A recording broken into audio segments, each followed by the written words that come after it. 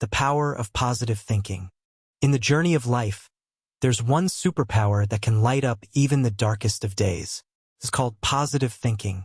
Positive thinking isn't just about smiling all the time or pretending everything is perfect.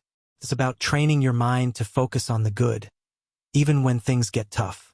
Let's say you're facing a tough math problem. I can't do this. Instead of giving up, try shifting your thoughts. Believe in yourself and say, I can figure this out. I can do this. See, positive thinking can turn challenges into opportunities for growth.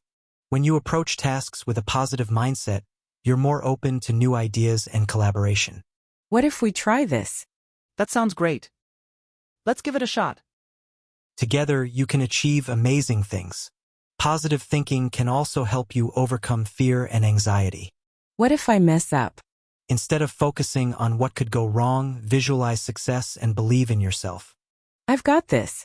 Your positive attitude can inspire others and create a ripple effect of happiness and success.